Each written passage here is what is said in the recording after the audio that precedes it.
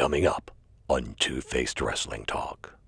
We preview Hell in a Cell, including what matches we are looking forward to, as well as Raphael Esparza's betting odds for the pay-per-view. We also look forward to a big weekend in New Japan Pro Wrestling, as Kenny Omega will defend the title at Road to Destruction. The Ring of Honor champ defended his belt on ROH TV in an Iron Man match against the Octopus. And we take your questions next. WrestlingInc.com brings you Two-Faced Wrestling Talk, the podcast that goes beyond WWE and goes in depth on ROH, NJPW, Impact, and more. Also featuring fun pop culture and wrestling crossovers, listener Q&As, and extended discussions about wrestling topics past, present, and future. Now, here's your host, Kelsi. Hi, and welcome to Two-Faced Wrestling Talk. Man, it's been a great week, and I'm joined, as usual, by my co-host, Paul. And before we dive into the great week, we want to thank our friends at St. Arnold for the beginning of the week, right after Monday Night Raw. We had a little get-together at a local bar here in New Orleans, Old Saint, and then moved it over to St. Lawrence, and we want to thank both of them for hosting us.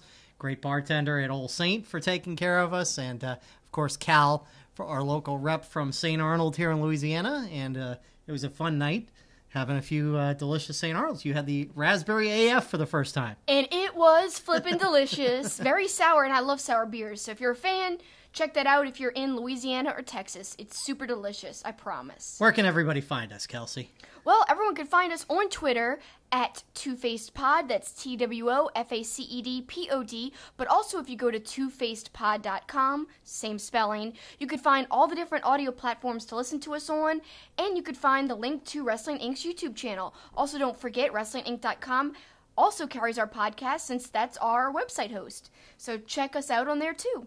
And you can also follow me on Twitter at SuperKickingIt. Usually I put up a poll about what t-shirt I'm wearing, but this week, since we went to Monday Night Raw, and we'll be talking about that a little bit later, I'm wearing my Boudio's New Orleans themed shirt. It actually says Voodio's, like voodoo, because that's what one of the things we're known for in New Orleans. That and potholes. And music, and food. And food, and food should be number one, though. And rain. A lot of rain lately. I guess rain.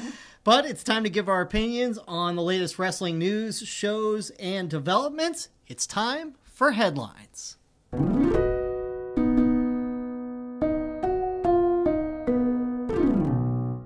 And we will start with Monday Night Raw, which was right here in New Orleans at the Smoothie King Center. We were there. We had good seats. We had a good view. Unfortunately, the show, It was terrible. I don't care. I'm not going to shy away from saying it. I didn't think it was entertaining at all. But not even halfway through, it was 8:30, I remember. I look at my phone. I'm like, oh, my God, it's only 8:30. What's happening? Well, and that's when I went to get more beer. Well, and it didn't help that we had just gone to All In. So, I know. So you come off All In, you go to Monday Night Raw. The crowd level was not the same. Look, it's the week of a pay-per-view, so that show is always not great anyways, but this was extraordinarily not good. I mean, there were a lot of video packages, a lot of on-camera stuff, not a lot of great matches. We'll hit on the few highlights, but about a third of the way, maybe halfway through the show, you uttered this line, and I think it summed it up best. Yeah, I said, man, this is like just having the finest steak you could have, and then immediately, like the next day, having just an okay hamburger. So that's exactly what it was like going to All In and then going to this Raw like less than a week later. It was okay. Like there were some highlights like you said, but you hit the nail on the head. It was like one long video package. It felt like we were sitting through multiple packages over and over again all night. And it was just like, where's the content we came to see? We came to see some action in the ring, and it was few and far between. Well, and the crowd wasn't into it at all. And plus, I'll give you a little inside tip. If you've not been to a WWE show in a town that's not a great wrestling town, which New Orleans is not, we've talked about that. It's not. They hide it pretty well on TV. It looked like a great crowd. We can tell you, the entire third level was curtained off. The side that the cameras are shooting from towards the action, maybe half full. That's generous. And you got to remember, there's a whole section that they corner off just for the cameras. So it might have looked like a decent crowd on TV, but it really wasn't. And boy, it was dead for much of the night. It was. There was a few points in the evening that there was loud pops, like Ronda Rousey. Of course, she got a great ovation. Finn Balor coming out, that was great, like usual. But, yeah, New Orleans isn't the best wrestling town, and obviously WWE knows this. They didn't even give us a dark match, which is the second time in recent past that they haven't done a dark match in New Orleans. They just said, we hope to be back soon. And, I don't know, that's kind of a jip, I think. Because if you're going to have a show basically filled with video and commercial breaks, at least give us something afterwards to reward us. But no, they must know that it's not their best town. Well, and especially because they had advertised locally, and I thought they advertised it on the broadcast, I might be wrong, that the main event was going to be a 6-man tag. The Shield versus Ziggler, Braun, and McIntyre. Well, Ziggler and McIntyre ended up wrestling the B team earlier in the night. The Shield was thrown out of the building. So, obviously we had the Braun-Roman confrontation at the end. But, yeah, we normally get a match after the show goes off the air. We didn't even get that. So, yeah, it wasn't... it was one of the worst Raws. I've been to a lot of Raws, a lot of SmackDowns. I think out of many of the TV shows I've been to, it was probably one of the worst one or two. It's a good thing that our seats weren't that expensive, because it was not really worth paying a lot of money for if you did happen to do so. But, yeah, WWE actually grades towns they go to, and New Orleans is not graded very highly. In fact, Lafayette is graded above us. They don't do, like, minuses, like they don't do a B minus, B, and B plus. They do a B, B plus, A plus, and they also do a C. We're like a B town. Not very popular with wrestling. Lafayette's ahead of us, so. Yeah, well, you saw it on SmackDown. Much better energy in the crowd on SmackDown. But we'll talk about a couple things on Raw. Really, to me, only 2 good matches. The Ronda Rousey, Natalya tag team match I thought was decent. And then the Finn Balor Elias match was pretty good. Those are the 2, I thought the exact same thing. I think those were the 2 worthwhile moments all night. And then there were 2 on-mic segments that were probably the highlights. Triple H was great, like usual. He's one of the best on the mic, of all time. So there's no doubt that that was great. But again, he's just kind of talking about what happened last week in preparation for what's about to happen in a few weeks with that pay-per-view in Australia. So to me, it kind of sucks that, anything he said wasn't relevant for that night. Right. And so us as the audience there live, that's who lost out. But people at home, I'm sure, enjoyed the promo because he's a very good talker. And then McFoley coming out later and having the interaction with Elias, I thought that was really good. That was good. And, of course, Elias had some great insults towards New Orleans. I know you loved it. Talk about that. It made me laugh because he says, this crowd seems kind of out of it, kind of lost. Is it because the Saints lost yesterday? Of course, that got a big reaction. And then he said, I'm good friends with Drew Brees, and Drew Brees can't wait to get out of this town and wait for this season to be over. It's already over. The season's over. So that was good stuff. So Elias brought it entertainment-wise, and we mentioned the other stuff. I want to come around to, we were comparing things to All In a little bit. Mm-hmm. That Finn Balor-Elias match, to me, was the best match on the card. Yeah. Would that even crack the All In card? No. I say maybe early in the show. I guess if you're looking at along the lines of Cross versus MJF. Yeah, that's maybe. What I'm thinking. But that was I don't know. I guess I could see your point now that if we're talking about the opening match, but every other match on the card though, besides that MJF match, was amazing. Right. And I still enjoyed MJF match because I love MJF. Oh, I'm not even saying in comparison to You're just something saying, from All In something from All In needs to get bumped. I'm just saying if you're going through an entire 3-hour Raw and there's only one match that you can even put into the discussion of being on All In. I guess that's the only one. That's the only one, and that's not a good indication of the quality of Raw. No, it's not. No. But that's even questionable that I would even put that match, though. Right. And I love Elias. It's just, it was just a Raw match. Right, exactly. Whereas Raw matches back in the day used to be a lot more excited. I remember I was talking about this just a few days ago with somebody. There was this great Benoit versus Angle match on Monday Night Raw back in what year was it? 2002? Maybe 2001. And it was, a cage match. And Kurt Angle does this moonsault from the top of the cage, and it's flipping incredible. And this was just a random Monday Night Raw. And this is just one instance of a great match, in a string of many during Monday Night Raw. I feel like we don't have that as much these days, and I don't know why. Then we watched SmackDown on Tuesday night. As we mentioned, that was from Lafayette. Much better crowd energy. The Cajun Dome is always a good sight for WWE, even the week of a pay-per-view. Not a lot happening on the show. Most noteworthy, Rusev Day beats the Bar, so they will face the New Day at the Hell in a Cell pay-per-view. Nice that Rusev gets a tag team or a title match, but it just doesn't excite me because Aiden English doesn't excite me all that much. I mean, look, even though I kind of liked the gimmick when he came into WWE as the Vaudevillains, that was more about the gimmick. Even the wrestling never got me excited. So I'm not really excited about that, but that was the most noteworthy thing on SmackDown. We both love, though, Samoa Joe's story time. How good was that? Not only was his promo amazing because he's so convincing, one of the best on the mic that there is in WWE, but the editing was really cool. I loved the animation on the video to make it look like it was a storybook. Perfectly done. You know, that's one of the things they do so well is the video packages, and obviously that was a pre-edited video package to have all that, video effects on there. But I loved it. Great storytelling, and that's like the one match I'm really, really looking forward to at Hell in a Cell. Absolutely, and that leads us into Hell in a Cell. And yeah, we said it on the show before. It'd be great if that was one of the Hell in a Cell matches because I think it'd be incredible, but I think it's going to be incredible otherwise. But let's talk about the two Hell in a Cell matches. Hardy versus Orton. Do you like that as a Hell in a Cell match? And what are your thoughts about it?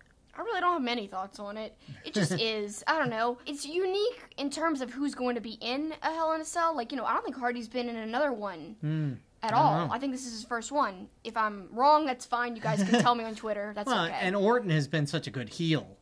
Orton's always been a great heel, especially when he's invested in the story or invested in what's going on. So I'm sure it'll be fine, but like I said, to me, Joe and AJ's where it's at. That's where it's at for me. Yep. On this pay-per-view coming up. And then what about the other Hell in a Cell match? Roman Reigns against Braun! You had to have me do it at least once, I guess. I had to rotate the Braun picture in from WrestleMania 2. Yeah, if you guys are listening on audio platforms, we've got this awesome banner from WrestleMania that we're hanging all up in the convention center during WrestleMania Access, and this one is of Braun! And, a coworker gave it to me. He's kind of frightening me over my shoulder. He might leap out of the banner and kill me. He looks very serious. I love Braun Strowman, so I'm looking forward to that, but I know that Roman will probably retain. Yeah, of course. You think so? Come on, yeah. Let's get right in. How so? How do you think he wins? Does he win clean? Does the Shield get involved? Shield gets involved, I guess. Okay. Or, I don't know. I haven't given it much thought, to be honest with you. I keep falling asleep. If I wasn't at Raw, I probably would have fell asleep during it. Other than that, the pay-per-view, Hell in a Cell matches, the two women's matches, Becky versus Charlotte seems like it'll be a good match, and then the Ronda Rousey, Alexa Bliss, which leads us into our betting odds from our good friend at Raphael Esparza from mybookie.ag. And remember to use, you can open up an account with mybookie.ag. Use the promo code KICKIT, and that is the promo for our show, and you'll get in and get a chance to get in on the betting action. And support our show at the same time. So if you are kind of like me, where you've been a little struggling with storylines in WWE, make it more interesting for yourself if you're going to watch Hell in a Cell. Bet on the matches. That's what I would do. Use the promo code KICKIT and help us out as well. That'd be awesome. He gave us the 5 lines of the 5 matches we actually talked about, or 4 of them, and then the other one, the mixed match SmackDown Tag Team Championship. First off, the mixed match SmackDown Tag Team match between Daniel Bryan and Brie Bella versus The Miz and Maurice. He's got Bryan and Bella as huge favorites. I guess that wouldn't surprise you, huh?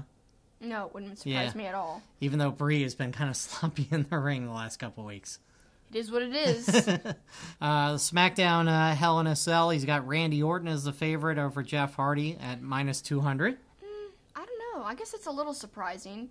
I thought, Hardy might pull out the feel-good win. Yeah, but kind of like the redemption after being attacked all these weeks from Randy Orton. Yeah, that's what I would think. But I don't know. All right. Raphael's pretty good with his odds, so we'll see. Yeah, well, there you go. You could put some money down on the underdog, though. Women's Championship match, a decided favorite, biggest favorite on the board. He's got Ronda Rousey at -650. any chance Alexa Bliss wins. I don't think so. I'm with Raphael on this. Yeah. I'm really thinking Rosie's going to have the win for sure. SmackDown Men's Championship, AJ Styles, minus 140, Samoa Joe, plus 100. So a slight favorite to AJ Styles. What do you think? I guess I could see it. I think I'd put my money on Samoa Joe. I think the time has come for Samoa Joe. AJ's had the title for a long time now. He really has. I mean, a really long time. So it's maybe time for a title change. You should bet that. Yeah, Since he's a slight underdog. I very well might. And then finally, he's got Roman Reigns as a big favorite, minus 300. Braun Strowman, the underdog, at 220. Like you said, that's how you figure things will shake down with Roman retaining the Universal Championship. Yeah, that's one of the things I'm most sure of. Next up in WWE's Black and Gold brand, NXT, we're catching up on the last couple weeks, and they're setting up the first ever champion versus champion match. Ricochet, the North American champion, against Pete Dunne, the UK champ. I'm really looking forward to this match. I think, you're talking about two of your best talents, and, it'll be interesting to see who comes out on top, and if Pete Dunne loses the UK title, how that would work out. Adam Cole's already said whoever is the North American champ, he's coming for his rematch. So he's going to cash in his chance at the gold. Well, I'd like to see Pete Dunne versus Adam Cole. So yeah, that's pretty cool. Yeah, that would be good too. But would they allow him to have both titles? I don't know.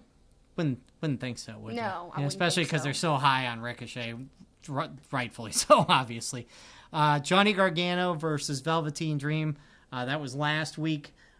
Great match.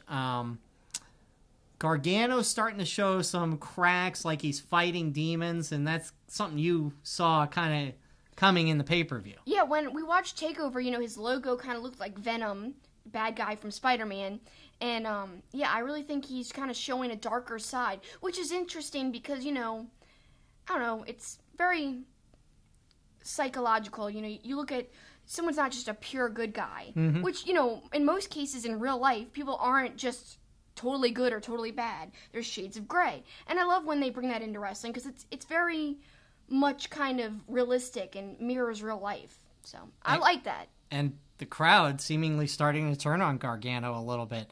Meanwhile, his former partner, Tommaso Ciampa, has theme music. Now, I thought the theme music was decent, but did he need theme music? This is a huge mistake in my opinion.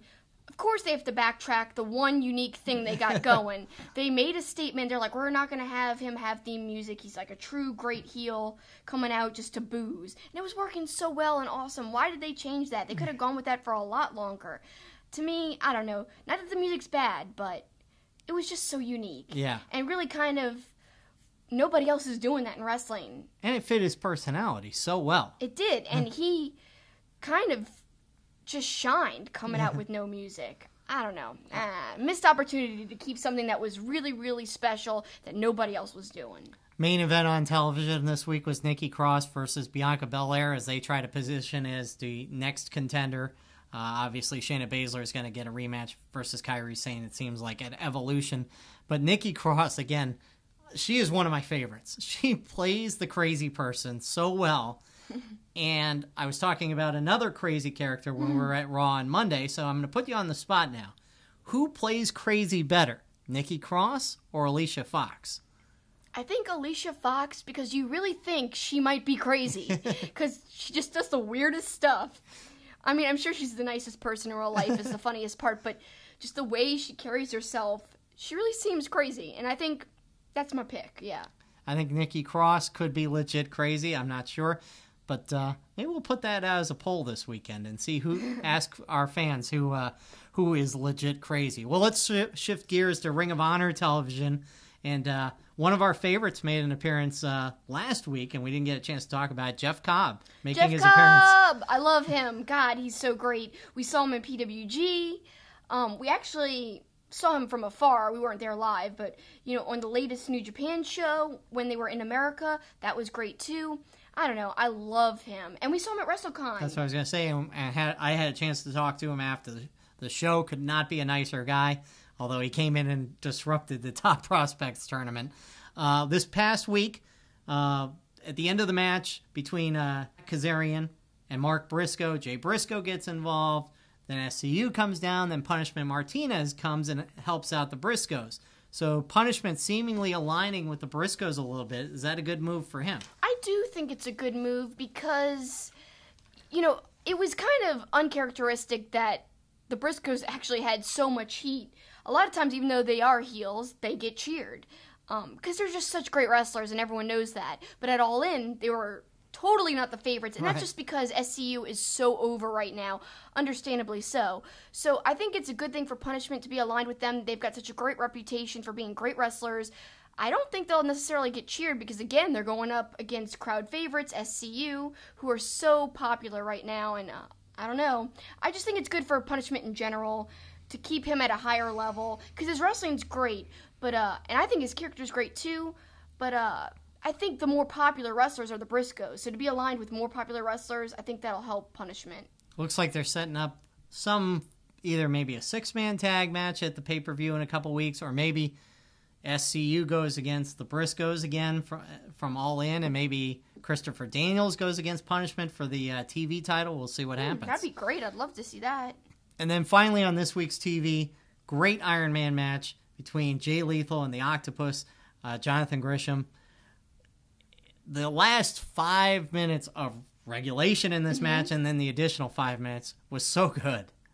Yeah, and even before that, like when they were trading chops. Yeah. Holding, each other's wrist. That was so cool.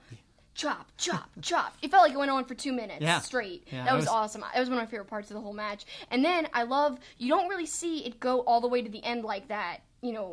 I can't remember when it's happened recently. So that was awesome. And then I loved how Jonathan Gresham was like, come on, I didn't come all this way. Like, let's do it. Let's do it. Let's extend this match. And then Lethal just says, 5 more minutes. Let's go. Awesome. Powerful. Yep. Great match. I think this brings up a great point, actually. Ring of Honor is so good at putting great wrestling on a pedestal. And, Jonathan Gresham might not be the most over wrestler in terms of having a character that's really compelling, but what he is good at is wrestling. He's a great wrestler. And ROH is great at highlighting great wrestlers. And so this match was an example of what they do the best, I think, out of anybody else, besides New Japan, which they're partnered with, obviously. So I really enjoyed seeing that. Well, and the other thing I brought up to you during the match was the smaller crowd of 2,000 that's really into it can be better than the big arena where we saw Raw, where the crowd's not into it at all. You get a smaller show like that Ring of Honor at Center Stage in front of a couple thousand, or NXT even, with the great crowds. It makes such a difference when it's a good match and the crowd is so into it. And Gresham, was over because it was in Atlanta. He kind of reminds me of a lighter version of Zack Sabre Jr. As far as all the moves and he's the octopus. So, yeah. But yeah, you're right. What a difference Ring of Honor does. I mean, just this week in that match compared to what Raw did for 3 hours. Yeah, I mean, you wouldn't go to Raw and see a match like that. They wouldn't put Gresham in a 30-minute Iron Man match. They would be like, oh, he's nobody. He's not a star. But in Ring of Honor, nobody feels like that, in my opinion. Everybody has a place. And the wrestling quality is pretty high, throughout the whole card. So that's what I love about Ring of Honor, and that's why I'm a huge fan of the promotion. And, people like Gresham have a chance to shine. It's great. Now we'll go across the Pacific Ocean to New Japan, and we haven't talked about New Japan in a couple of weeks, basically since the G1. A couple big shows coming up this week, and I know you're excited that we're actually back to talking New Japan. I am, because we haven't in a while, but now, things are speeding up, things are happening, things are moving, and the thing I'm most looking forward to, well, actually there's a few, Omega versus Ishii, that should be awesome. That's going to be on September 15th, and then really, my boy, we haven't talked about him in so long, it feels so unnatural and wrong. Suzuki! I've missed you. Kazaninere. We're going to get to see him go against Naito. And they've had some great matches. Oh, God, yeah. Both these matchups have had a great history. Like Omega and Ishii. If we go back to when New Japan came to Long Beach, that Ishii versus Omega match blew my mind, where he bit the rope. Yep. God, that was so good. I can't wait to see them again. And, of course, in the G1 this year, we saw a great performance between the two of them again. And brutal, remember? Yeah. Omega was bleeding everywhere. Oh, yeah. Busted open his lip, and it was a mess. Can't wait. What's going to happen in this match? It's going to be great. That's all I know. Well, and they're starting to look forward to the end of the month. Fighting Spirit Unleashed. There's already some matches announced. Juice versus Cody for the IWGP US title. And I'm excited because Cody is now the NWA World Heavyweight Champion. I'm so excited he's going to be carrying his belt down to the ring. He said he's going to be a traveling champion. He's going to carry that title everywhere he goes with him. He's been on NWA's YouTube channel, 10 Pounds of Gold, saying that he's going to carry it everywhere. So you guys keep up with the YouTube channel if you don't know. Cody's made some statements since he's won it all in. Can't wait to see him carry that title down. And you know what? Someone who kind of reminds me of an old school wrestler is Juice Robinson. And I say that because his promos he cuts kind of remind me of like an old school style of promo. He's just so good on the mic. So I can't wait for the build to this to kind of ramp up and we see more interaction between Juice and Cody. I think it's going to be really great, and I'm sure they're going to tease it on NWA's YouTube channel, 10 Pounds of Gold. I'm sure Lagana is going to put together some great stuff. So will it be title versus title? That's something I don't know. I don't think so, but you never know. That'd be kind of unique. And New Japan really, really takes title versus title matches very seriously. So I don't know. We'll have to wait and see, but that would make things quite interesting. But even if it's not, I think it's interesting regardless. Also on that show, it's been announced the Young Bucks are going to take on the Firing Squad. Storyline. That's going to be pretty interesting stuff developing. Can't wait to see that match, and we'll talk more about it the week of the show. And then Skrull versus Ospreay in the Junior Heavyweight Tourney semifinals. The other semifinal is going to be Kushida versus Bushi on the 23rd. Also that night, Tanahashi is going to take on Okada. Yep, so it's ramping up, and I'm excited because I miss my New Japan Pro Wrestling. Skrull versus Ospreay is interesting because you interviewed Marty Skrull at Ring of Honor, and he kind of was blasting Ospreay because Ospreay had heavyweight aspirations. But here we go again. But that's funny, because then Skrull just faced Okada, and the whole idea of it was the heavyweight thing. He could be heavyweight, yeah. Exactly. So that's kind of funny, and we'll play it for you right now. I spent my whole entire career with a massive chip on my shoulder, and it's been really getting to me lately how people seem to be downgrading the junior heavyweights, like wrestlers saying they want to upgrade or move up to the heavyweight division. I just think don't speak about the junior weight division like that. Do you know what I mean? Like, as a kid, that's what got me into Japanese wrestling, was watching guys like Jushin Thunder Liger, one of my heroes, putting on these amazing matches, doing stuff that heavyweights can't do. So I feel like you really downplay the junior heavyweights when we've got Will Ospreay as the champion going around saying, oh, I want to put weight on so I could be a heavyweight. It's like, F you, Will Ospreay. Like, I'm proud to be a junior heavyweight. He's got that belt right now, but I want to take that belt and I want to represent that division. You know what I mean? Because I don't think he's doing a good job. So, I tried last week, didn't really go in my favor, but what we did do is we stole the show. No one could follow us. Do you know what I mean? Like, they had no chance, and we're putting the junior heavyweights back on the map. And if Will Ospreay doesn't want to do it, then I will. So no, I was proud of that match because, like I said, we weren't put in a spot to be highlighted. We weren't supposed to steal the show, but we did it. So I could only be grateful for the amazing response from the audience and Dave Meltzer for the 5 stars. Yeah, it's kind of ironic that Skrull was putting Ospreay on blast after what we just saw it All In, like I said before. But great catching up with Marty Skrull. Awesome talking to him, and I cannot wait to see them meet because they've done magic in the ring. That night that they had the match in New Japan, that was the best match on the card that night. And it was brutal. Right. You remember that Ospreay spot? It was before they came here for WrestleCon and all the shows. And I couldn't believe Ospreay still wrestled. Right. He wrestled like 6 times here. Yes. After that brutal seeming neck injury. So, first of all, I hope it's a lot safer this time around. But second opinion on that is hopefully it's as good a match as I hope they tear the house down. I'm so excited. And, I really am tempted to go. We'll see. I really want to go and be there live. Especially so I don't have to hear JR.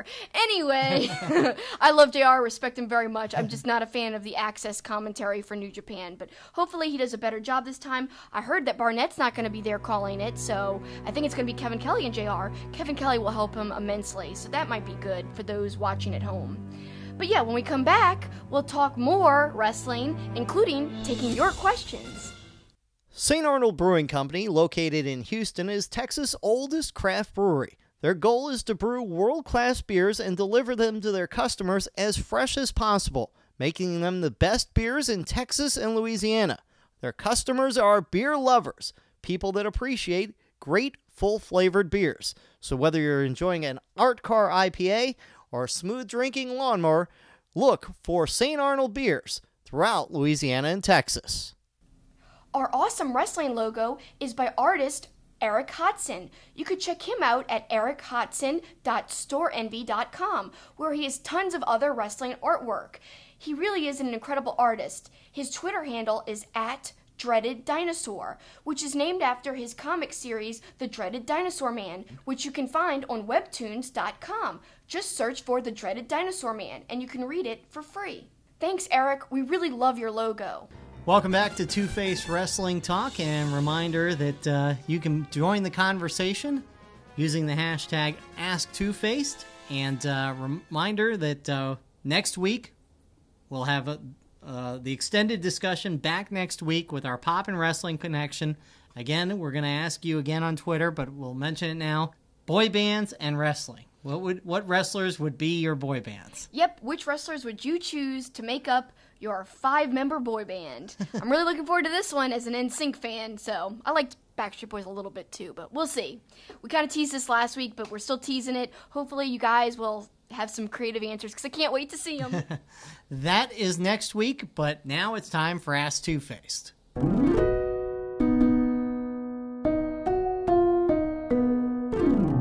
And we've got a couple of submissions that we got at All In when we were at our table at StarCast, and we thank all the fans who came and said hello to us. And our first question was actually the second take on the question. The first time Vinny tried to ask us a question, he was interrupted by MJF, who was totally in character the whole time. He was very funny, but we got Vinny a second time to ask the question, and here's his question. Hi guys, my name is Vinny from Montreal, at Vinny Tees on Twitter. My question is, I'm 38 years old, been watching wrestling since the late 80s, and going back, let's say from your late 90s, how we had a big dip where there was too much wrestling around. Do you guys think that the way it is right now, independents, all the big guys over there, do you really predict that it will take an actual dip in the coming years? Or is there enough different types of wrestling for everybody out there? That's my question to you. I don't really think there will be a dip in popularity, at least not anytime soon for like the next year.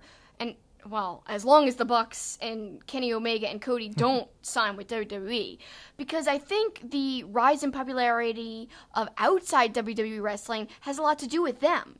I feel like different varieties of wrestling and different ways to watch are all a key factor, and while we're seeing this rise in popularity, I don't think it's going to dip because I think people like a different thing to watch than just WWE. When there was no competition, that's when a dip happened, because, you know, it's same old, nothing new's happening, there's nothing to freshen up what's happening out there, what there is to watch. Now this way, if you like comedy wrestling, there's plenty to choose from outside of WWE. If you like heavy sports entertainment, there is WWE.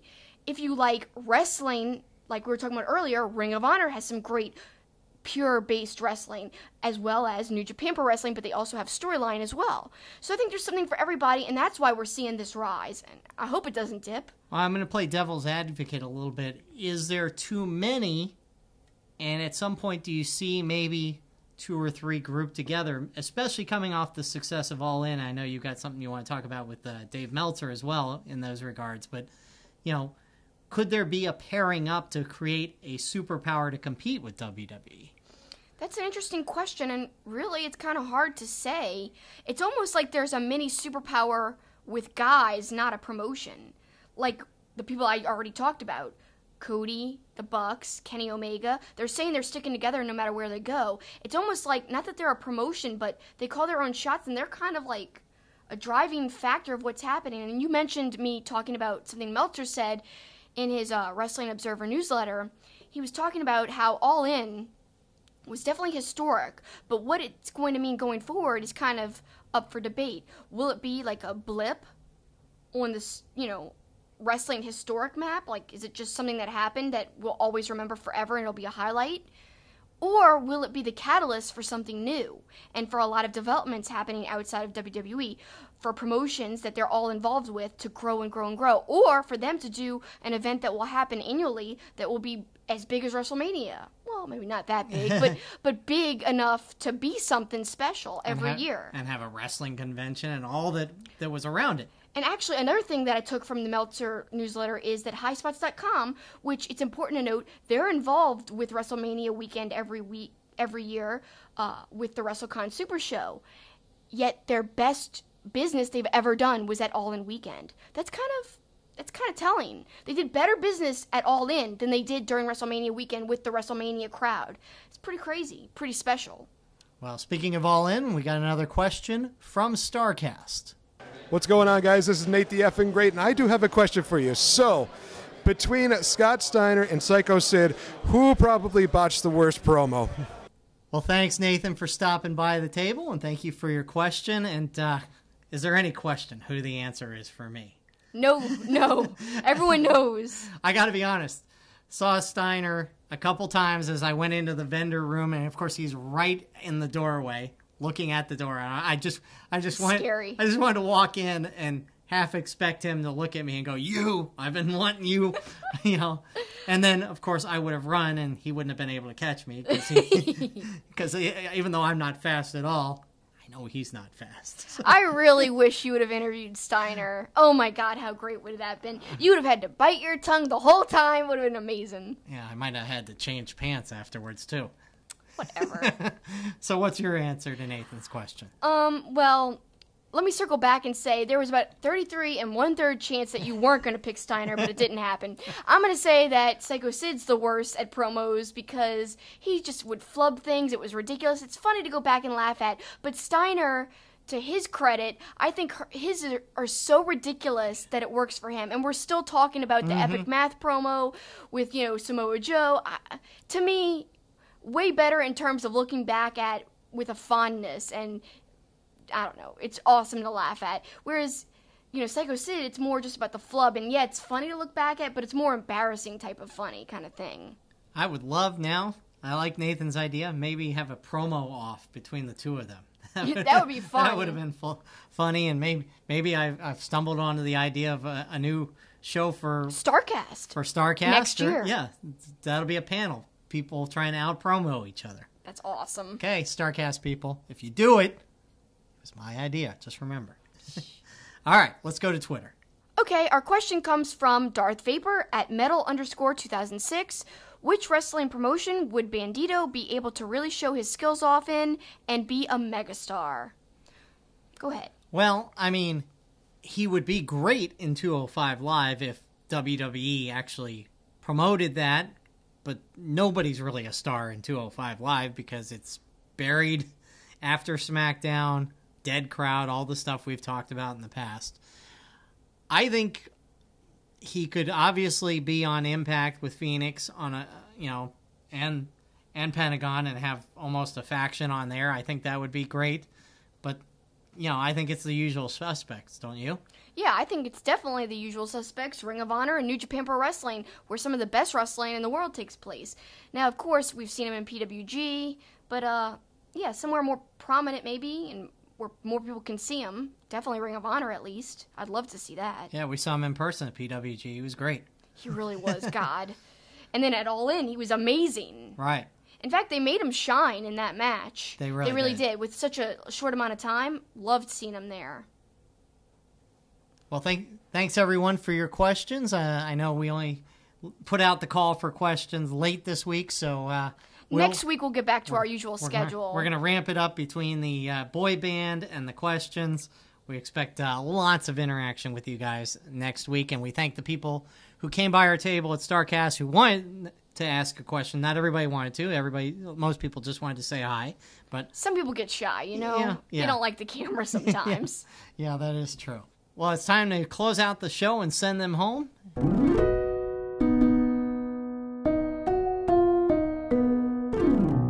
And what do you got, Kelsi? Well, I actually caught a little bit of this show on Amazon, and if you have Amazon Prime, you could watch it for free. It's called Dojo Pro, and it's really interesting premise. It's almost like a tournament-style wrestling that's going to crown like the first Dojo Pro champion. They get like a black belt. That's kind of neat, and they get to challenge for the Ring of Honor TV title. So it's all on there. I don't know who wins. I only watched the first episode. I really like it a lot, and what reminded me to talk about this is Jeff Cobb is a prominent person in this, and I think he's probably in the final set of matches because, you know, they pick out who's going to be on the show, and then it's like the lower person, they ranked all these wrestlers, and it's the lower person against a person. Then they already pick who's going to be the next person, and that winner of the first match goes against that already picked out person. So Jeff Cobb was like near the end. So I don't know if he won or not, but I'd love to see what happened. Sounds like a good show. Yep. I'm going to circle back to something you said when you said WWE sometimes is going through the motions. Yeah. And my closing out the show is going to focus on a match from NXT that would be normally an inane match. If it was on the main roster, there's no doubt it would be. The Forgotten Sons were taking on the Street Profits. And I remember watching the match. This was from 2 weeks ago. And the pace of the match was so good for two tag teams who were just kind of trying to, you know, create their space, basically. And it just made me think how good the tag team division can be, but it also how the young stars or guys that are trying to get over in NXT, and you pair it with a great crowd, which we talked about earlier in the show, and a great pace, can make a match. And it's clearly there in NXT, and we don't see it from a lot of the people that get called up to the main roster. It's just, maybe it's just the hunger in NXT. Maybe it's a comfortability factor when you get to the main roster.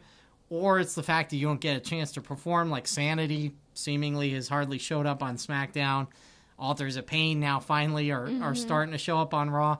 But again, Forgotten Sons, Street Profits. Most people don't even know who they are, but they put on a really good match 2 weeks ago with an incredible pace.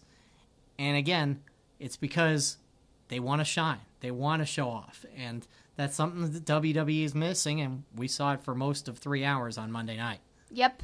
And, well, NXT, though, does have a lot more freedom. But True. yeah, it's a shame we got the show we got.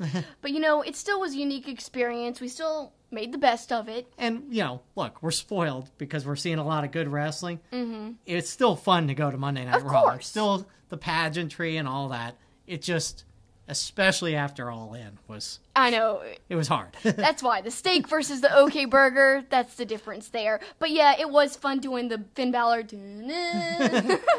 That was always great to do, so I enjoyed that. And we enjoyed you guys taking the time to listen to us, and we thank you for that. Thanks so much. We hope to have you tune in next week as well. And thanks so much. That's the finish.